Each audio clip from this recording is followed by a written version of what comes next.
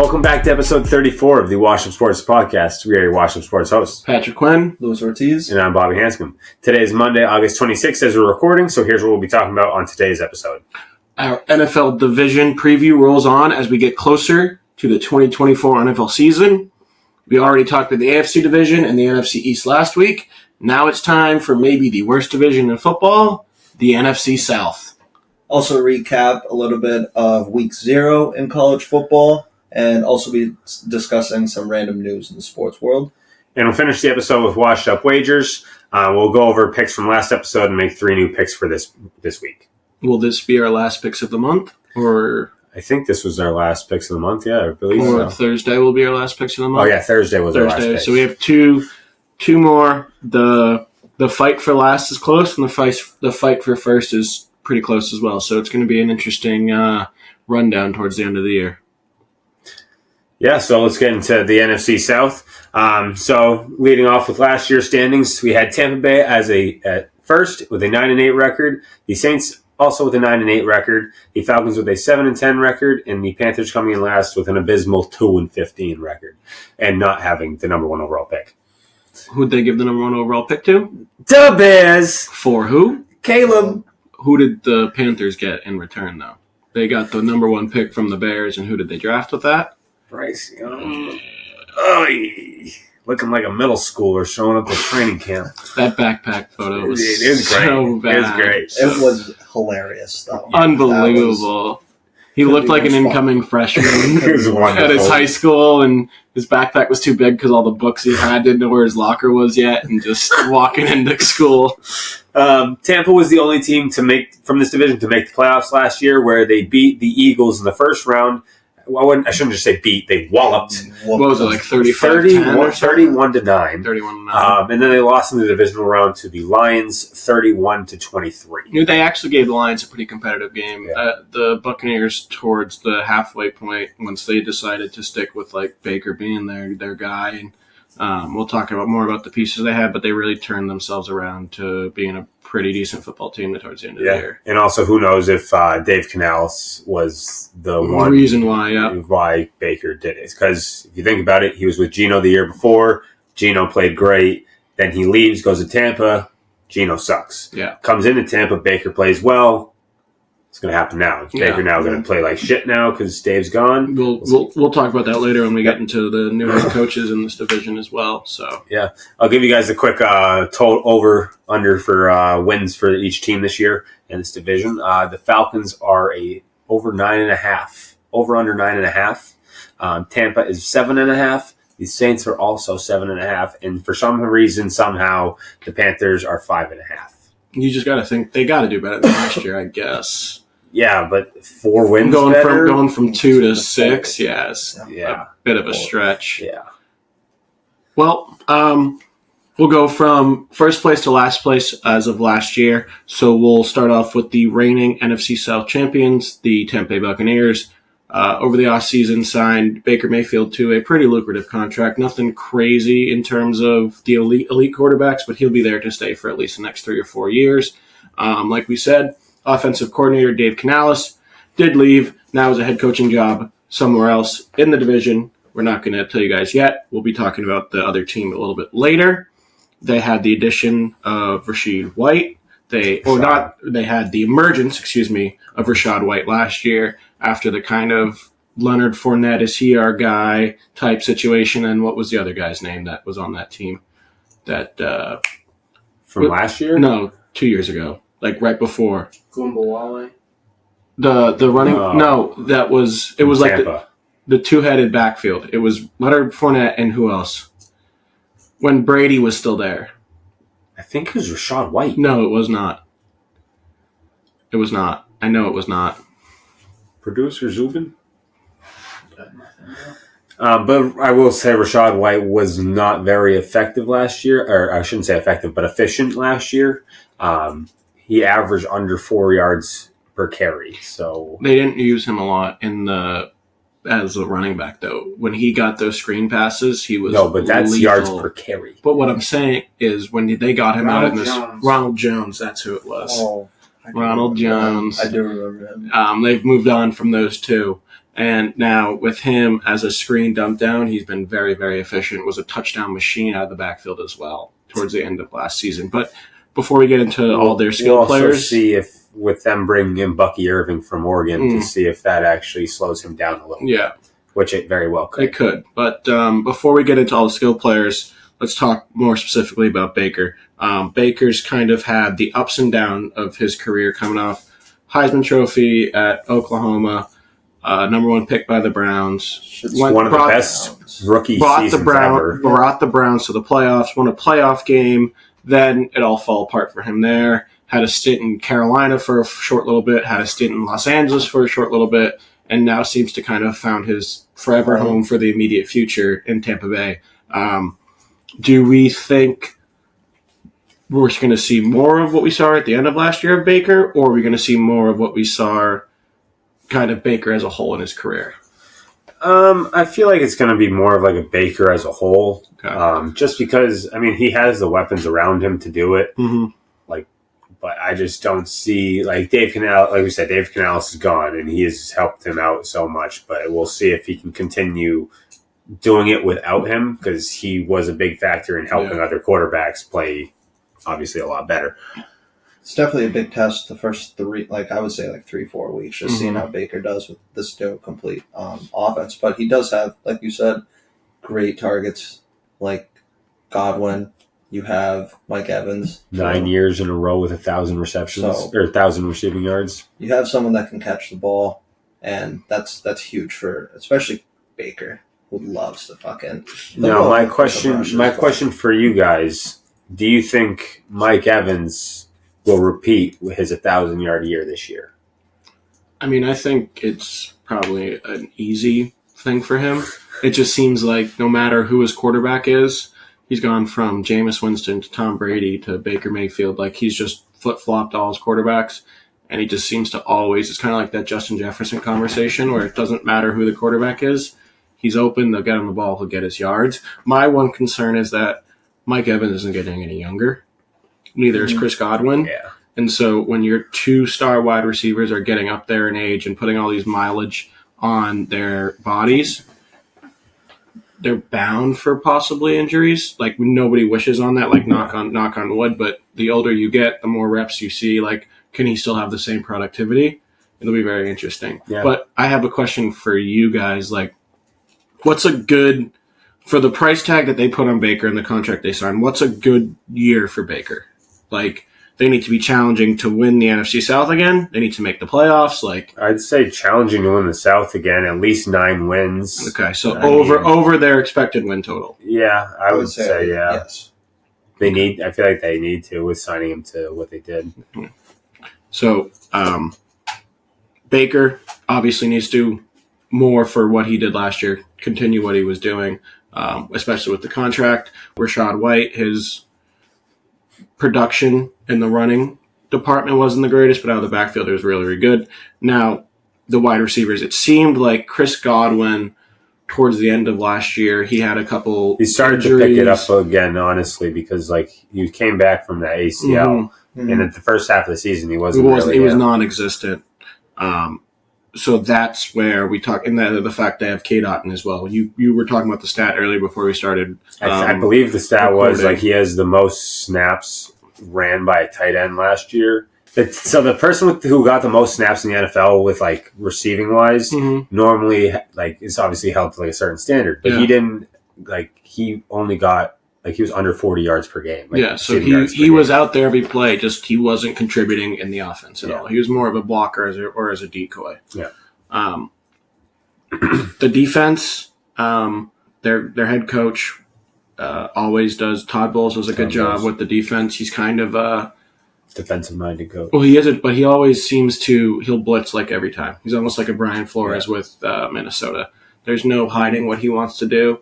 Their defense was a very strong point for them last year. Especially by the end of the year, too. They're not, same thing, they're not getting any younger. They let go of Shaq Barrett. Shaq Barrett left. Devin White left. So they still have Levante David. He's not any younger. He's 34. They just re-signed Antoine Winfield to a lucrative deal. He's a great free safety. Yep. Cornerbacks are still unproven. Defensive line. Jamal Dean is actually pretty nasty. Jamel. Jamal Dean is actually pretty nasty. But when you have one corner, you go against other teams like that, you just go the opposite side of where that corner is, unless they're playing man every single game and every single snap. Yeah. Their defensive line, questionable. So is this going to be a team where they're going to live and die by their offense, or is their defense good enough where they can kind of hopefully help out then and there? I mean, all their money's towards their offense. Live and die by the offense, I would say. I mean, Mike Evans is up there in contracts. Godwin's obviously up there. Now they signed Tristan Wirfs to the highest paid offensive lineman. Yeah. Baker gets his deal.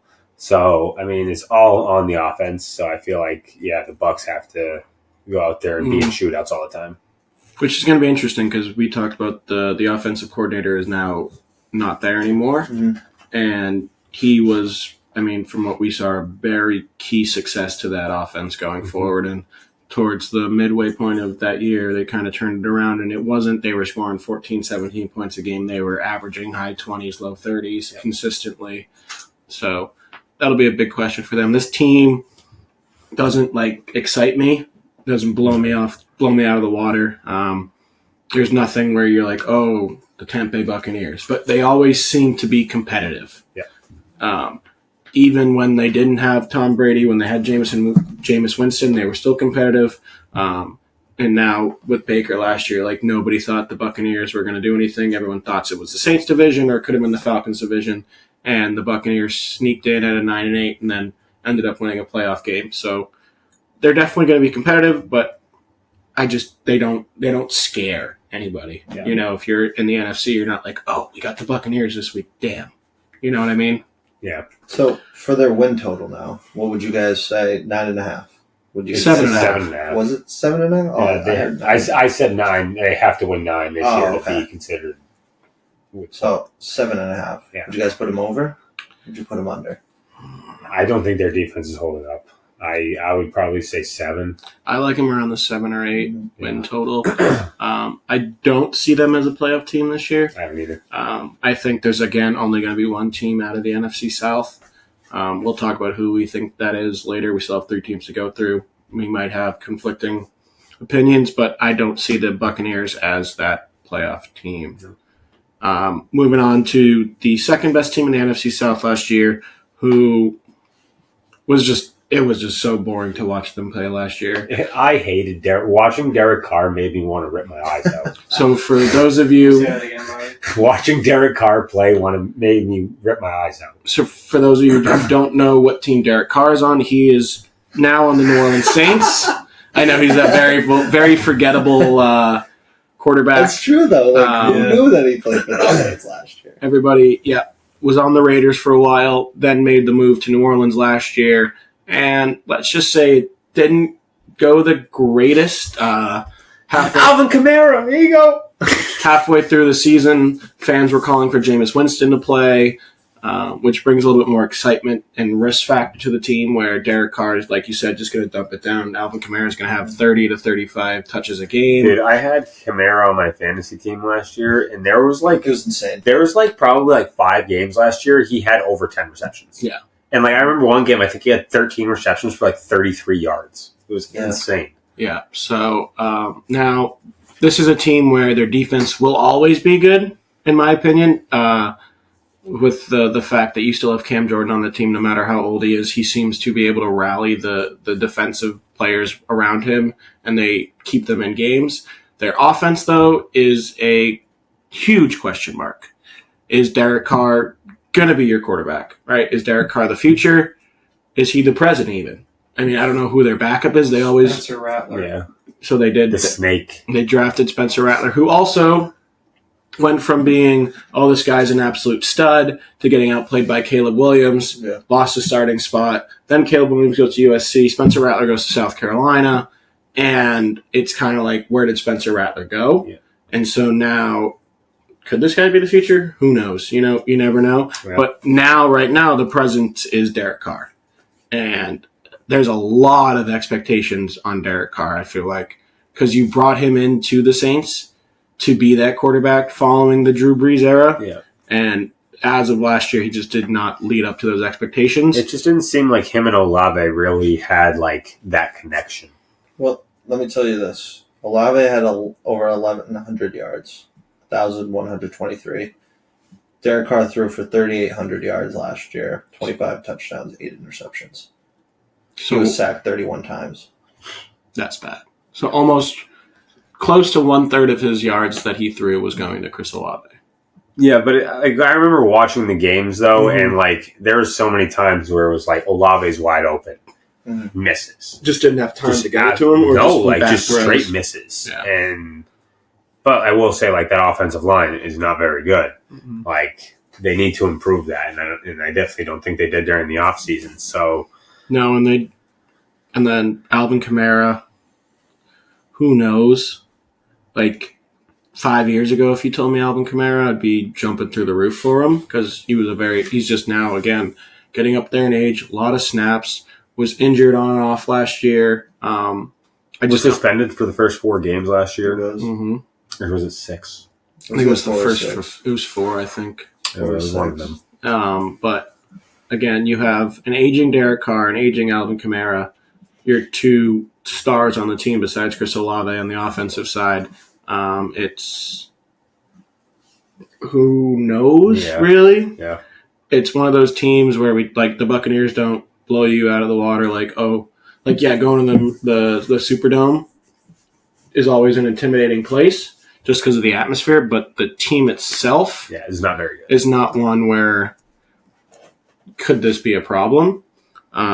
Besides Chris Olave, is there anybody that excites you on the Saints? Rashid Shaheed honestly does. Yeah. Like, hit, like, the deep ball threat with him and Carr last year was actually, like, lethal. Mhm. Like, when Shaheed was out there. And I know, like, it's just going to happen again. Like, Mhm. Derek Carr loves to throw him that deep ball, so.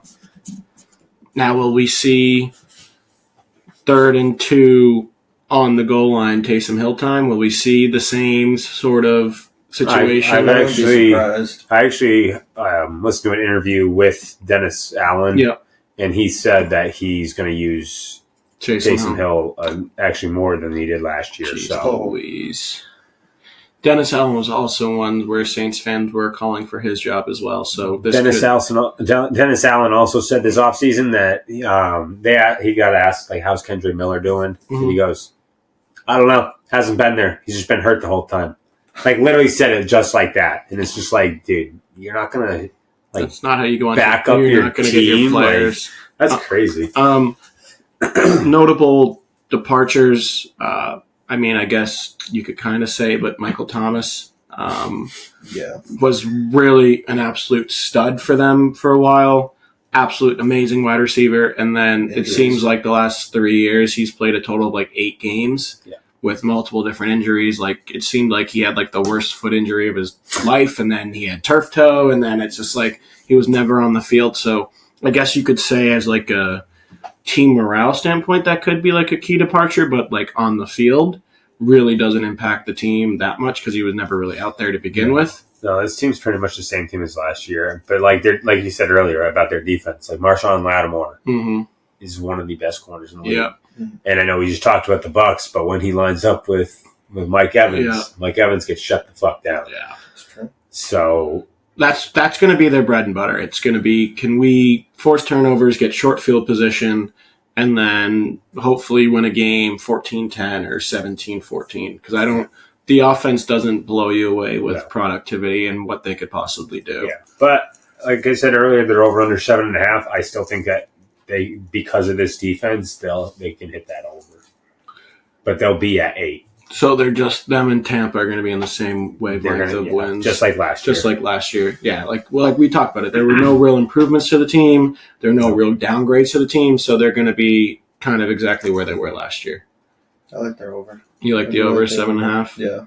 Absolutely. You don't typically see the Saints as the team going 4 wins, 5 wins. They always seem to be on the border of 500, maybe a game below, a game over. In the last 5 years, they've kind of been in that threshold. Mm-hmm. So now probably the most exciting team in the NFC South from what they did in the offseason. Questionable some would say questionable decisions that they did. A couple of head scratchers, especially on draft night. It's definitely a roller coaster being an Atlanta Falcons fan. Yeah, over so the season. First, we'll talk about the new head coach that they brought in Raheem Morris from the LA Rams defensive coordinator. Yeah, he's part of the 49ers tree, though. Yes, he was also short stint in Washington, had a short stint head coaching in Atlanta, then went out to LA, and then now is back. So he's now the head coach, defensive-minded guy. We'll talk about what they did in the defense, and actually the last week or so bring in two really key additions to the team for pretty much nothing. But first, there's a two-headed quarterback battle that seems to be going on right now, in the form of the $150 million Kirk Cousins, coming off a torn Achilles, and the surprising 8th overall draft pick of Michael Penix. So, which one do we want to digest first? The Kirk Cousins signing, or should we talk about the surprising draft pick of Michael Penix? Both. Well, you're real helpful. I would say let's go Kirk. All right, so Kirk O'Chains. Kirk Cousins, pretty flat-out average NFL career. Was drafted same time as Robert Griffin III. Was supposed to be the backup. RG3 went through his stint of injuries. Really put his foot down in Washington. Then got the mega deal to join the Minnesota Vikings.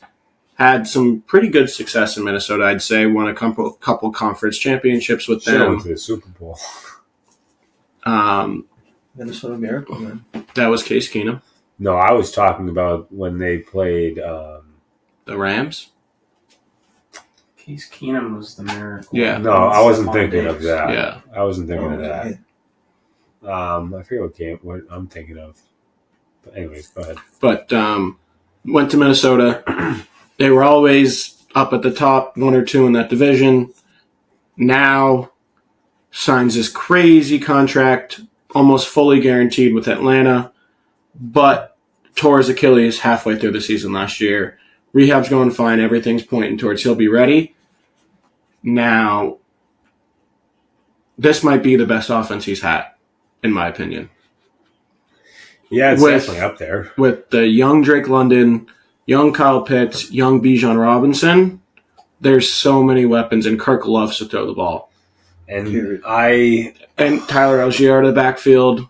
With Darnell Mooney coming over from Chicago, who people forget is actually a pretty good He's a pretty receiver. good 2-3. Like I was watching some plays of him the other day, and there was 5 straight targets that he had that just weren't even close to him.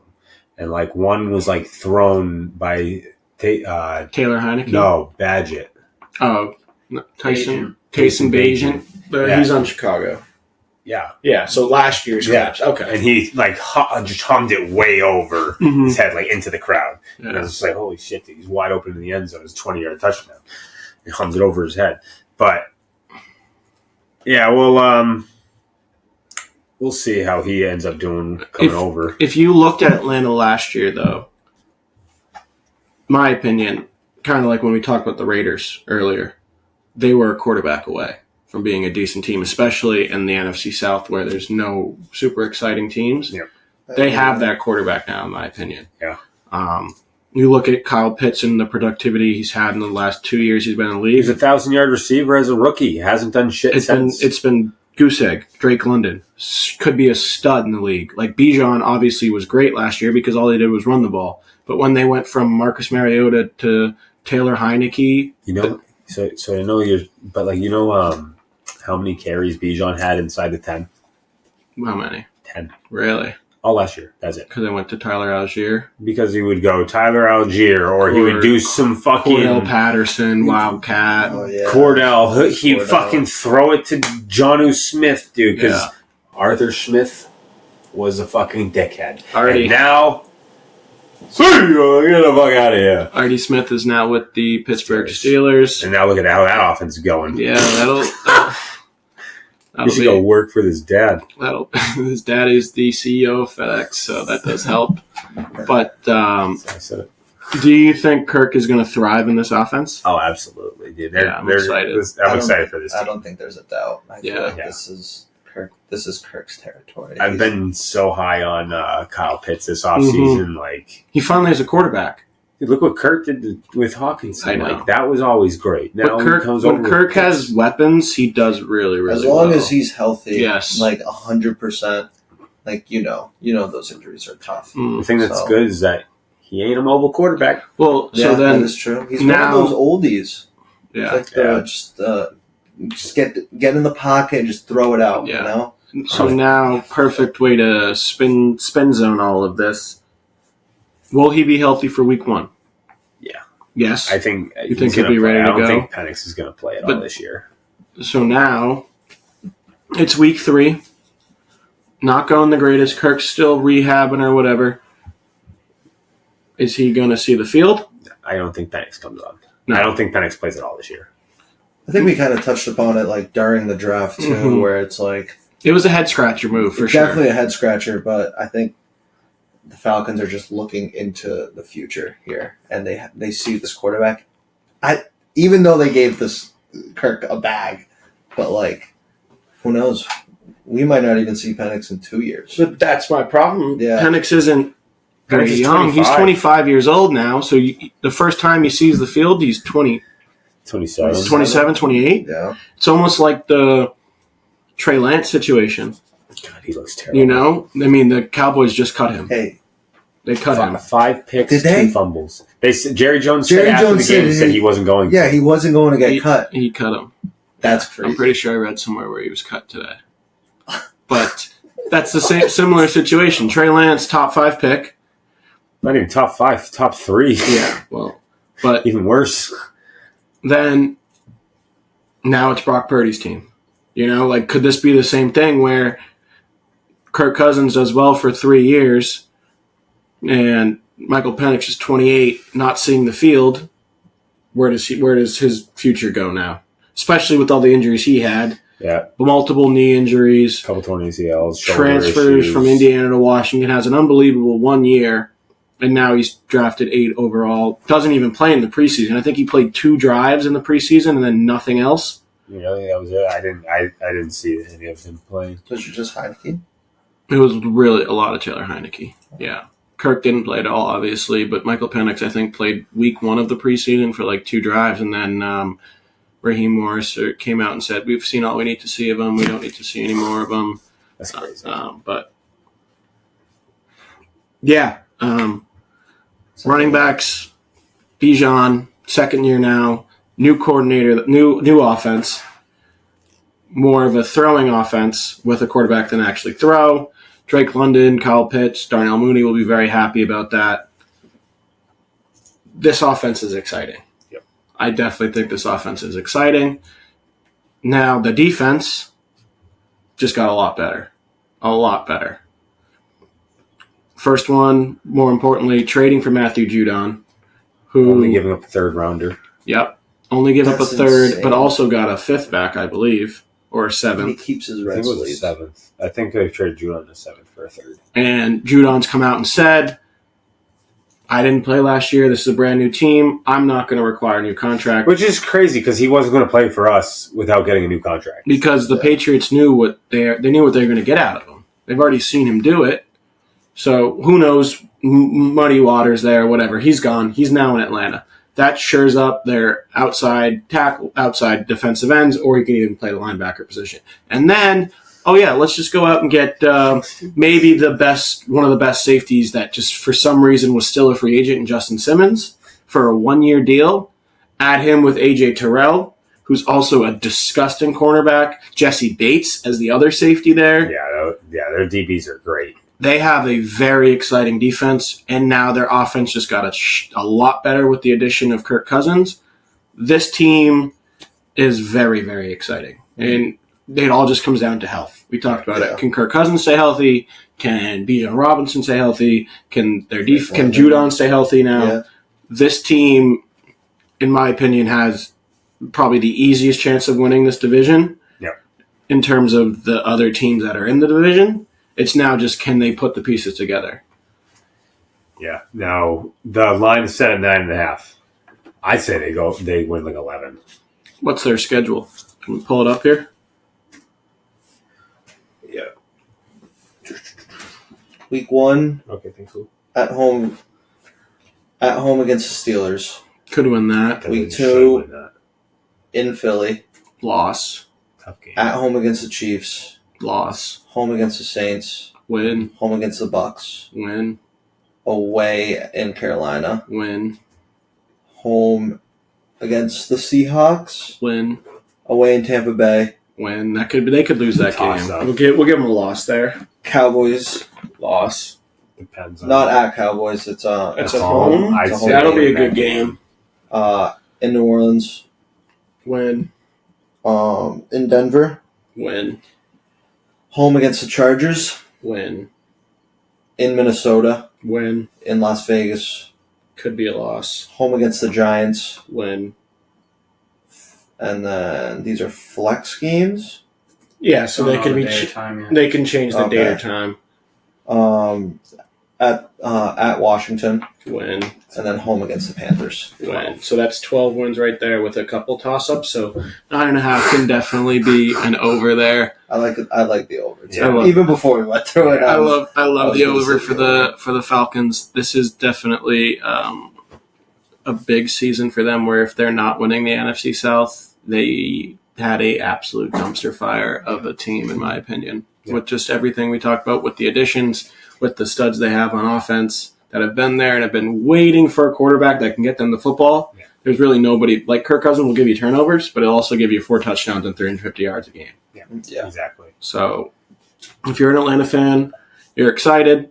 You just gotta pump the brakes a little bit. If you guys start out 1-2, you can't be shouting for Michael Penix. Right.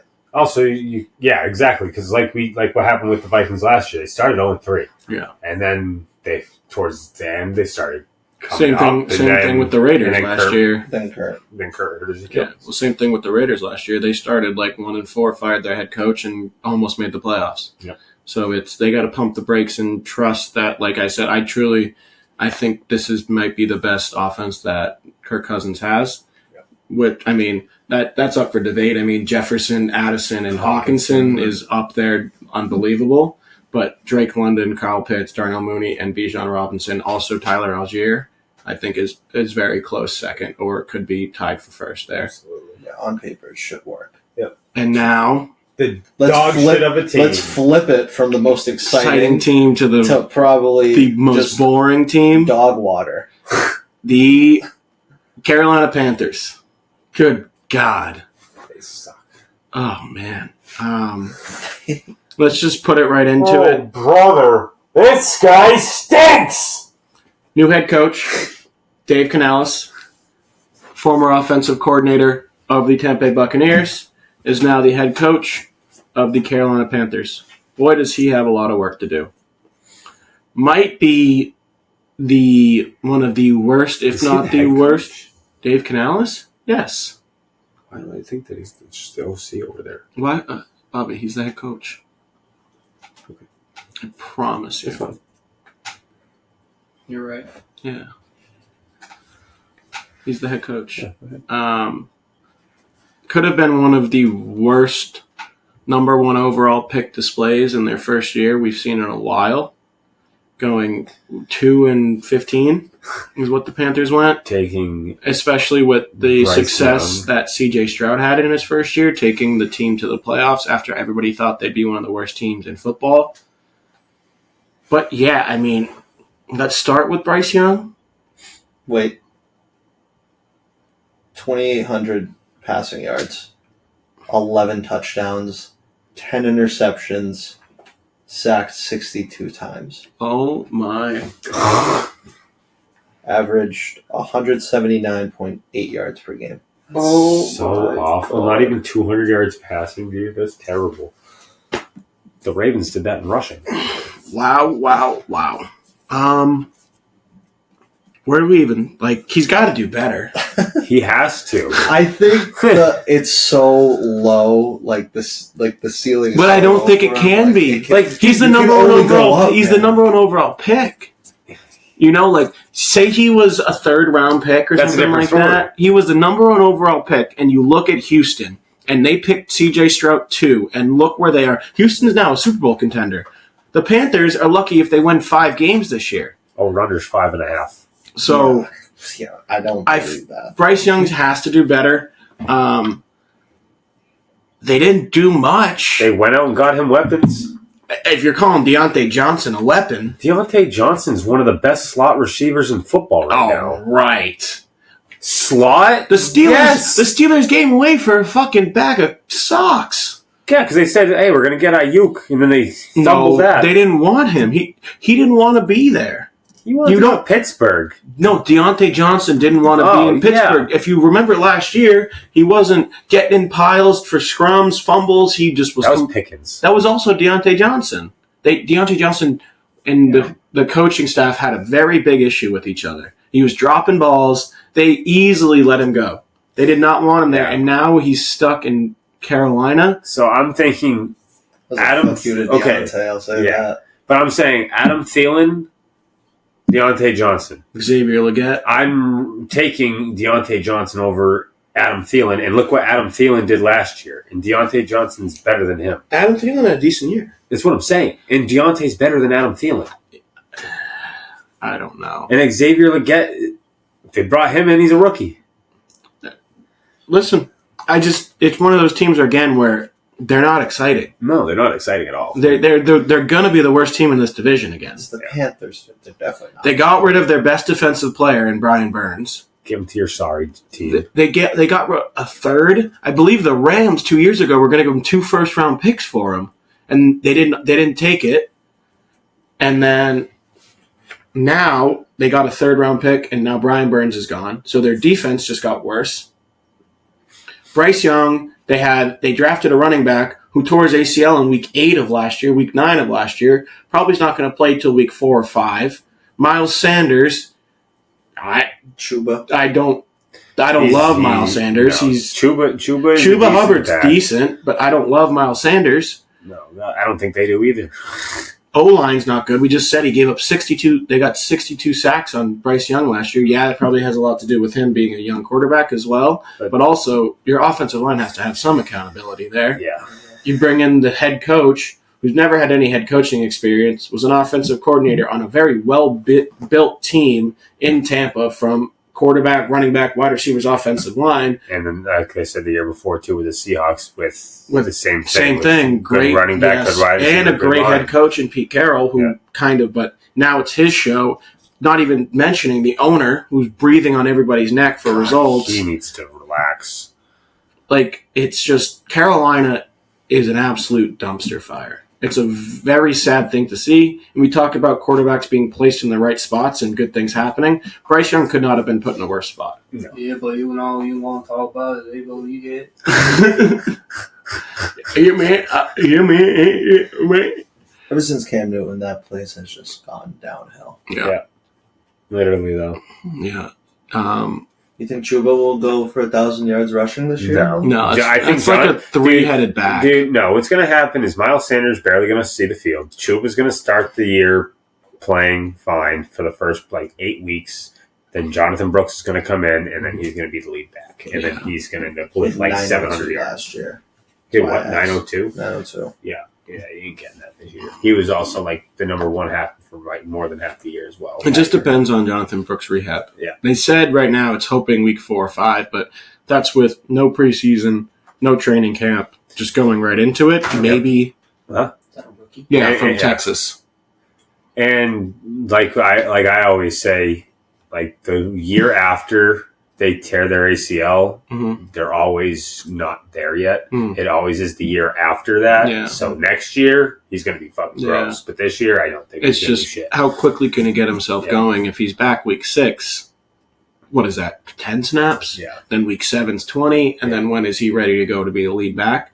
It's definitely a process in Carolina. If you're a Carolina fan, you can't think, oh, we're going to challenge for the NFC South, we're going to do this, we're going to do that. But they should, because we just said how dog shit this division is. But they're the dog shit of the dog shit.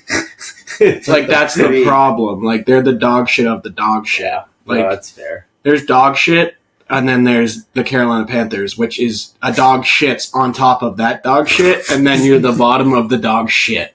Okay? All right. This division sucks. The Atlanta Falcons are exciting. New Orleans Saints, Tampa Bay Buccaneers, boring but can win 8-9 games. They're not going to do anything. And then the Carolina Panthers just Godspeed. God damn, they're bad. Yeah. They're going to be the worst team of football again, in my opinion. Yeah, easily. I think You so. think they'll go over 2 wins though? I'm not even gonna look at that over 5.5, Well, dude. So, Like it's either do they beat the I was gonna Falcons? say Do 3. they beat the Falcons? No. I don't think so. They don't beat the Saints. They don't beat the Buccaneers. So that's 6 losses right there. And then we talked about how shit this division is. Oh, now you got to go play out of the division. Yeah. And it's. I don't even want to look at their schedule. I just want to see. Ready? Yeah. In New Orleans, at home against the Chargers, in Las Vegas, at home against the Bengals, in Chicago, Yeah, they're at winning home like against 3 games. Atlanta, Maybe. in the Commanders. Do you think they could beat the Commanders? Their Commanders are better. That's still an iffy game, though. In Like, Denver. That's an iffy game. I still think they have under 5 wins. All Yeah, right, I all right. five. I got this. This could be a win. The Patriots. No, the Munich game against the Giants. Overseas travel. Could be. Yeah, That's 3. No, I like the under for them again. Yeah. at I home do too. against the Chiefs. No. At home against the Bucks. No. In Philly. No. At home against the Cowboys. No. At home against the Cardinals. No. In Tampa Bay. No. Flex game in Atlanta. No. So I like 3 or 4 wins. I'm going the under of 5.5. So just to quickly do this, Falcons over 9.5 wins. I like that. Yeah. You like that? Yeah. Tampa Bay Buccaneers over 7.5 wins. No. 7. You like 7. I like 8. I like them over 7.5 as well. New Orleans Saints over 7.5 wins. I like 8 for them. I also like 8. I like under for them. I don't like the Saints this year. And then Carolina Panthers under or over 5.5. We just said it. We all think the under. Now, I think America thinks under. Lewis, we'll turn it over to you. You'll ask us about what do we think our predictions are here for the... Yeah, so we went through this shitty division, through all the teams, the QBs, wide receivers. But let's do a little rankings now of how you think this division's going to play out. We'll start with you, Pat. I think the Falcons pretty handily take this division. We went through their schedule. We can see them winning 10 or 11 games, maybe even 12 games. Then I like the Buccaneers. I said they're over 7.5. I can see them finishing at 8 or 9 wins. Then I like the Saints, about 7. And then I like the Carolina Panthers hovering around that 4 or 5 mark win. Yeah. I mean, as Pat said, Falcons first, like around the 11 win mark. I said literally 2 seconds ago, Saints are in second with 8. Yeah.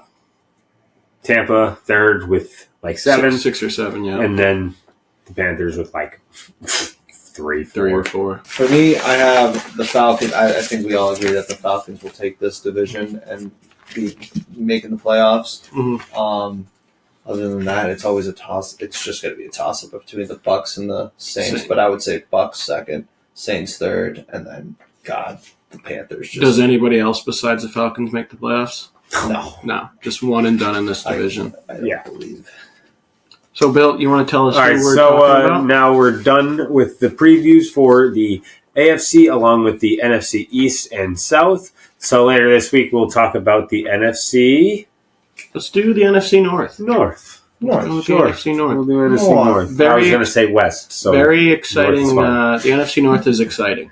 Yeah. A lot of stuff is happening in the NFC a lot store. of things, but we'll get into that on Thursday. All right, let's move into some quick college football. Meaningful football games has finally come around. Not the NFL yet, but Week 0 is here. The star of the weekend, obviously, Georgia Tech. in Dublin, Ireland, was Florida State, Georgia Tech. Florida State had so much to prove this year after people in the Tallahassee region, Florida State fans, came out and said that the college football playoffs was biased against them. They deserved to get in, being 12-0, winning the ACC. And then what do? Lose the first game. First game of the season, go out and lose to an unranked Georgia Tech team, which they were favored by 10.5 points to beat. So Florida State's off to a great start to their college football I playoffs. believe they were 12. They had a 12-game win streak against ACC opponents. Yes. And then that got snapped I mean- pretty easily. I mean, everyone talked about last year. Yeah, they were a great team, but if any of you watched the Florida State Louisville ACC championship Yeah, last without year, Jordan Travis, that's the problem. I would have much rather had the Alabama team get in over a hurt, depleted. depleted, injured, be prone Florida State team without their star quarterback who completely snapped his leg the second to last game of the year. So that game was exciting. In other news, some not really Power 5 teams played, but there was more college football. SMU defeated Nevada 29-24. Montana State defeated New Mexico 35-31. Wild comeback. And then the Hawaii, what is it, the Rainbows? Rainbow Warriors. The Hawaii Rainbow Warriors defeated the Delaware State Red Jackets 35-14. The spread of this game was also Hawaii like minus 40. That's insane. So Wow. not a lot of teams' favorites covered this weekend, but that could also just be because it's week 0 and they're still getting into the flow of it. This was probably one of the worst week 0s Are you we've saying had. Vegas isn't ready? Vegas might not be ready. Dude. This might have been one of the worst. This This might have been one of the worst week 0s we've had in a while too.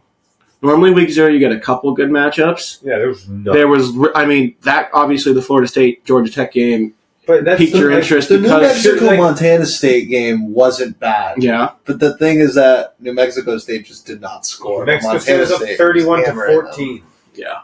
with about 11 Yeah. minutes left in the third. and Scored didn't 21, Thanks, Obama. 21 points. We'll do a preview on our next podcast about week 1 coming up. There are some very, very good matchups in week 1 to start the college football season. And then I'd have to say, when Saturday comes, we are officially in the football swing, right? College football this Saturday, following weekend, start off with NFL. This Thursday we'll be recording. We'll get into week 1. Following week, we'll start getting into NFL football preview of week 1. Now, just some random news topics right here. Florida has won the Little League World Series, beating Taiwan, not Chinese Taipei. Fuck off, ESPN, you communists, okay? It's Taiwan. Wow. Jeez Louise. I hate that. They're Taiwan. It's not Chinese Taipei. Yeah. That's Up for debate. I don't know if you guys saw the final. I did. I was just going to get into The that. final video. Dude, No, the shoved final. it at the coach. Well, we'll get in. I'll go more into it. I was just going to say Taiwan. Taiwan was up 1-0 going into the bottom of the 6th. Florida had runners on 2nd and 3rd, 2 outs. Pop up, got down, scored a run. Now we're going to extra innings. Did you know the Little League World Series added as a base runner in the extras now? No, I didn't. They followed the MLB like that. Oh, wow. So runner was on 2nd, got through the 7th, got into the 8th. Now, little sack bunt, pitcher and first baseman come to. 12. Hey, it was a smart play. No outs, runner on 2nd, you I advance know. the runner. I know. Pitcher, first baseman, both run to the ball. Pitcher gets the ball, doesn't realize first baseman's not there, throws the ball to first base. Nobody's there. Runner on 2nd scores. Florida wins the game. He literally like watching that looked like he saw the coach. I watched the coach. The coach raised his hand, so it looked like a kid raising his hand to get the ball first. So he threw it. Mm-hmm. Chucked it over his head. Nobody there. That's such a depressing way to lose. The coach was so pissed for Taiwan. Thank you. He was so upset. He was legit didn't talk to the kids after the game. Yeah. That's insane. Yeah. I mean, I don't know if you guys watched some of the Taiwan's games, but they were steamrolling teams. Yeah, they looked like clear favorites. Yeah. Well, That was Florida's Florida first, came. that was their first Little League World Series championship since 2000. Well, Florida also came from the elimination bracket. They lost to Texas Oh, really? earlier, and then they had a loss, and then they had to fight back. I think won the elimination game. I forget. I think it was against Michigan or something like that. Then they had to beat Texas, and then they had to go on and play in the championship game. So they played a lot more games than everybody else. I always loved watching the League World Series. I do too. Dude, I forgot about it this year. Really? Like, all of a sudden I go, fuck, the championship game's here. And then I'm like, I got to watch this. We did have Salem, New Hampshire represented in the Little League World Series. Yeah. They did not do great. Hey, they made it, though. They did. Make it. Certainly did. New Hampshire representing right there. We'll stay in baseball, though. Little League World Series is over. But, God, do we have two superstars in the MLB right now. And they're on the same goddamn team. No, that's not where I was going. Really? Wow. No, that's not where I was going. I was going with Shohei Ohtani, 40-40. 40 stolen bases, 40 home runs, fastest player in MLB history to do it. Yeah. Aaron Judge, third player to ever have 3 50 home run seasons. The other ones are Alex Rodriguez, steroid user, Barry Bonds, steroid user, Sammy Sosa, steroid user, and Babe Ruth, he was playing against fucking Sally Smith. And So what does Pharmacist. that make Judge? Maybe a steroid user? they test way too often. You can't even say Totally that with a natural, straight dude. face. And that all spewed from when Aaron Judge got his first career ejection, and that just completely changed his season around. Yep. He was batting like 190. Now he's batting like 340. He's got 51 home runs. He's leading the MLB in home runs, RBIs. I think he's second in batting average behind Bobby Witt And he's Jr. second in walks behind Juan Juan Soto. Soto, his- And the crazy stat about those two for walks, Juan Soto, 108 walks. Mhm. Judge, 106.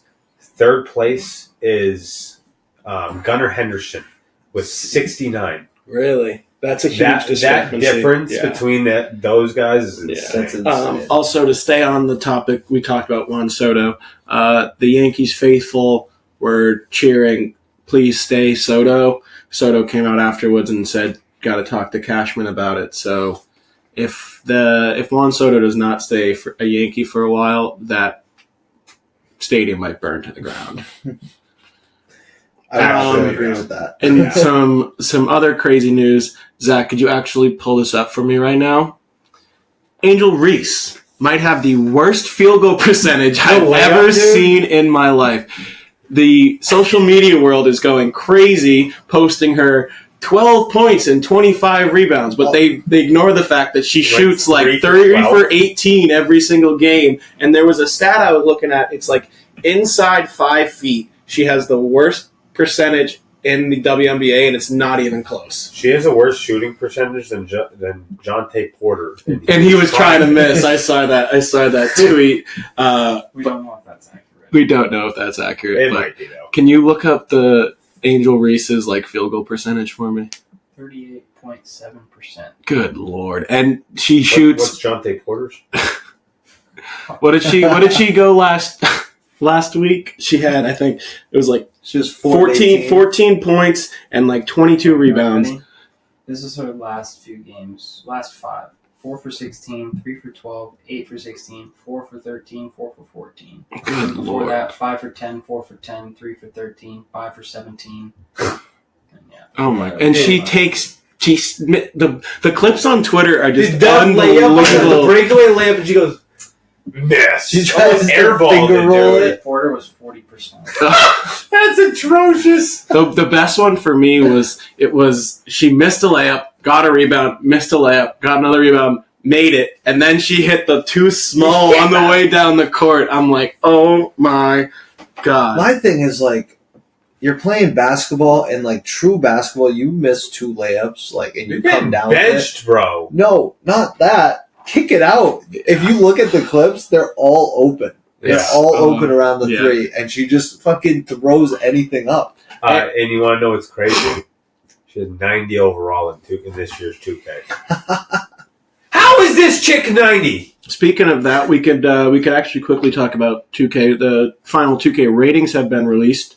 Do you know the top 2 highest rated players are? Luka? And Yeah. Jason Tatum. Giannis? Nikola Jokic, both at 97 overall. Then Giannis It's- at 96? Then it's Giannis at 96, LeBron at 95, Steph at 95, Tatum at 95, KD at 94, Shea? Shea's at 96, Okay. so he's above them. I don't think Giannis is up there. I think it's I Jokic, thought Giannis was up there. Luka, Shea, then it might be Giannis, then it's LeBron, then it's Steph, then it's Tatum. Also, we do kind of need to address the Giannis, Jokic, and Luka are all 97s. so Giannis is 97. Shea and Embiid are 96s. And LeBron, Curry, and Tatum are 95s. Mhm. Curry and AD are 94s. We do need to talk about Jason Tatum's new Curry's tattoo. 95, AD, and Kevin Durant. 94s. We do need to talk about Jason Tatum's new tattoo. LeBron's a 93. Did you guys see that? Say it again. Jason Tatum's new tattoo? No, I didn't see it. All-Star MVP one. It's bad. I didn't see it. He likes to get stuff put on meaningful to his life. If you really look at his back, that's I what he know, does. but he has he has a farmhouse in like the center of his back. If you really look at it, it's ugly. an all-star. The guy just won the finals and has 2 gold medals, and he's getting an all-star MVP trophy tattooed on his leg. Probably the Kobe.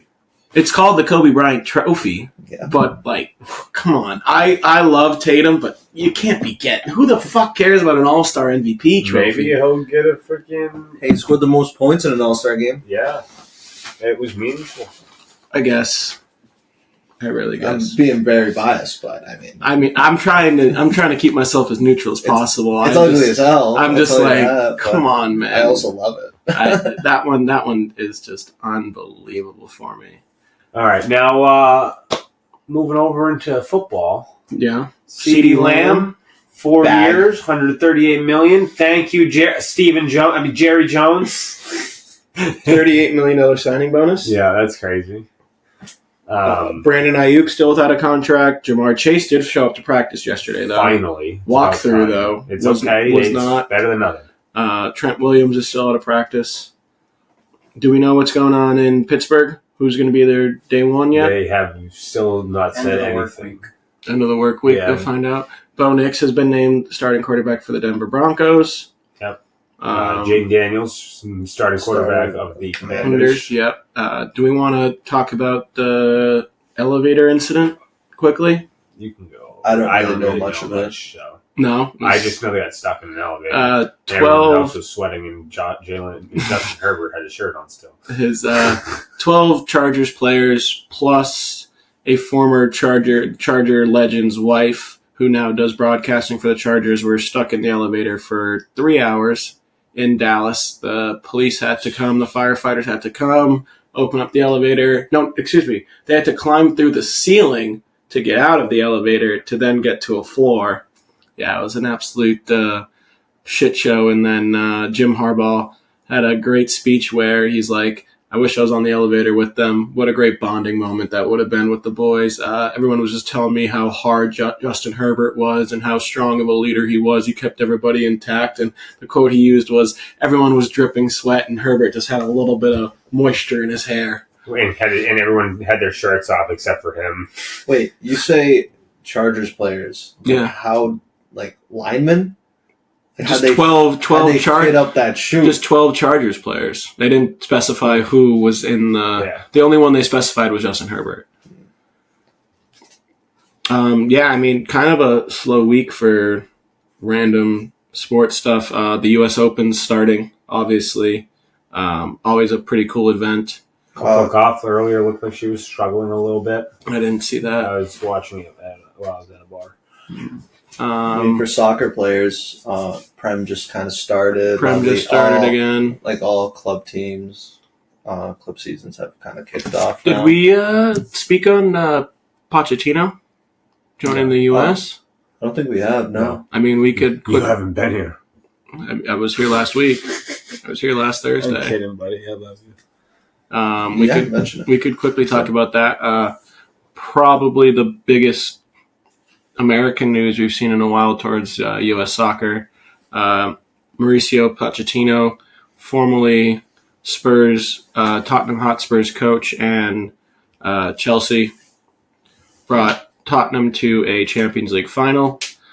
Chelsea's run wasn't the greatest for him, but now is going to be the U.S. men's national He team was head in Italy coach. before that, wasn't I'm not sure where he was. He is Argentinian, so It's Arsenal, Chelsea, Tottenham.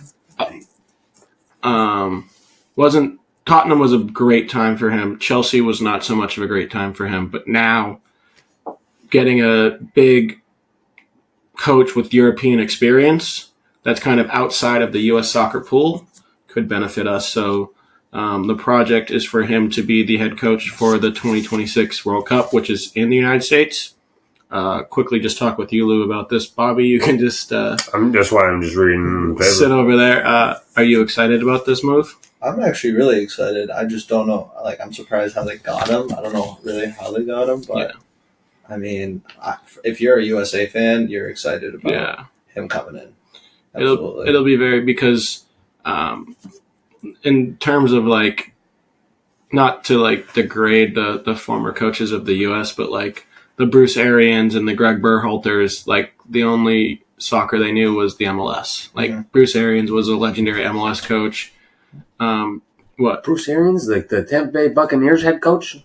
Oh, Bruce Arena. Bruce Arena. I'm sitting there like, hold on. Bruce Arena. There's two of them? Bruce Arena. Really close. Very close. Bruce Arena was a legendary MLS coach. His stints with the LA Galaxy, Revolution, and then Greg Berhalter played college soccer at UNC, then played in the MLS. Yeah. And then played with the Columbus Crew, I think, for a while. Was the head coach of the Columbus Crew. So it's having that coach who's coach at the top levels in Europe and is not American, especially with the majority of our players now playing over in Europe, is very exciting to see, in my opinion.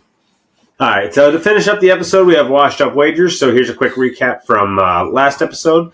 Pat moved into first place with an 11-4 record after going 3-0 for the second straight week. Him and Lewis had a same pick, so I'm going to give it to both of them this week. So you're lucky, Pat. Mine was sent in before Lewis. Don't say I'm lucky. I'm still giving it to you. But if it were a loss, yeah, he would have been like, oh, Lewis could take it. Yeah, that's what I'm saying. Hey, don't hate the player, man. Hate the rules in the game. His wins were the Jacksonville Jaguars to beat the Atlanta Falcons in the preseason game, and they won 31-0 on Friday night. That game was, I looked at it, and the spread was -7, and I was like, I don't feel comfortable taking the -7, and I was like, I should have taken -7. Right. Yeah.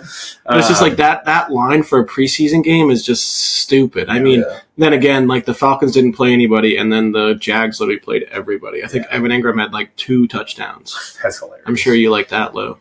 Fuck them. The Detroit Tigers beat the Chicago White Sox 5-2 on Friday night, and the Chicago Cubs beat the Miami Marlins 6-3 on Friday night. He was 8-4 beforehand.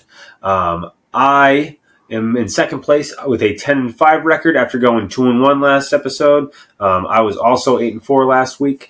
My wins were the under 8.5 runs of the Detroit Tigers versus White Sox game on Friday that ended with a 5-2 score. That was a nail biter, It was. The over of 7.5 runs in the Rangers Guardians game on Friday night, which, nail biter again, ended 5-3. My loss was the over 8 runs in the Mets-Padres game on Friday, which ended 7-0. So like all 3 of your bets. It was 7-0 after the 6th inning. All 3 of your bets were 1-run differences. Yeah, that's crazy. Lewis is in third place. He was 6-6 last week. He went 1-2 this episode, so he's now 7-8. His win was the Chicago Cubs, who beat the Miami Marlins. As you guys see, that's where they had the same pick. Who won 6-3 on Friday night. His losses were both teams to score in the Aston Villa versus Arsenal game, which ended in a 2-0 Arsenal win, and Florida State to beat Georgia Tech in the opener for college football in Ireland. Last time I take a -4. And they lost. Bullshit. 24-21 on a last-second field goal. Zach is in last place, but creeping on up. He was 4-8 last episode. He's now went 2-1 this past episode, and he's 6-9. His wins were the New York Yankees to beat the Colorado Rockies, who won 3-0 on Friday night, and Man City to win the first half against Ipswich Town on Saturday, and Ipswich Town. No, that's what I said. Oh, you said Ipstown. No, I said Ipswich. Oh, sorry. On Saturday, where they were leading 3-1. Ipswich Town scored. They scored early. Yeah, Ipswich Town might never win a game this Premier League season. I don't believe that. They're bad. I don't believe that. Holland scored a hat trick in like 8 minutes. It's fucking Man City, though. He scored 2 and De Bruyne scored the other one, and then he got his hat trick in the 88th. Oh. I know that because He scored 3 goals in like 8 6 minutes, though, right? It was like 12, 14, 16. Yeah. 2 That's Haaland crazy. runs. Yeah. But I took 2 Man minutes City of to score the 5th But that's goal, Man and I had to City. wait like 30 minutes to get it Yeah. until the 88th minute, so that's how I know. His loss was the over of 168.5 in the Las Vegas Aces versus Minnesota Lynx game on Friday that ended with a total of 161 points. All I'm saying is that they played 2 nights before that, and the total was 185. Wow. So that's why I took that. Now, there's going to be 2 more days of picks, today's episode and next week's episode, or next end of the week episode, excuse me. Exactly of yours. Now, I'll start off with mine. I have the New York Yankees with Garrett Cole on the mound at they're going to win by -1.5. That's -148. I have the San Diego Padres money line over the St. Louis Cardinals at -142. And then I have the over in the San Francisco Giants at the Milwaukee Brewers at over 7.5 at -112. That is a plus 450. $10 will win you 54.05. Nice. I'll go second since I'm in second. I took under 8.5 runs in the Astros versus Phillies game at a -115.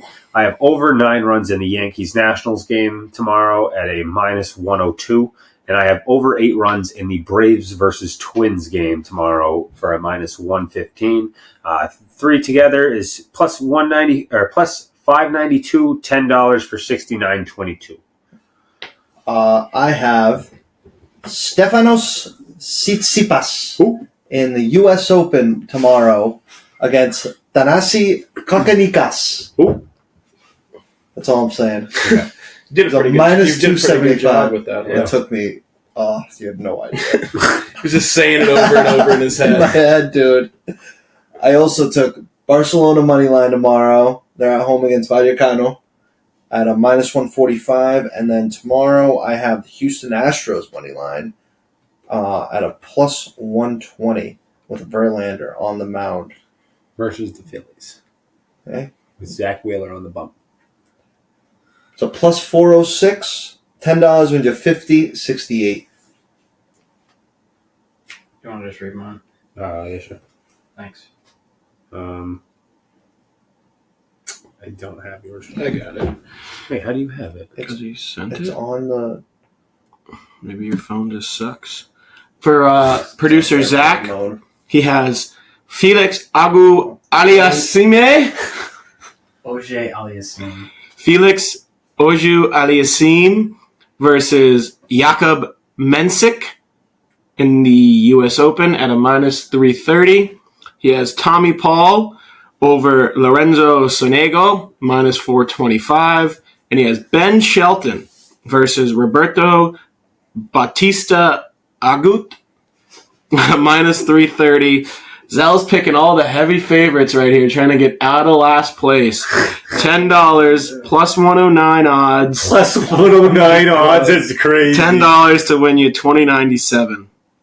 All mine were like -102 plus. And mine weren't even that. All right, Billy, wrap All us right. up here.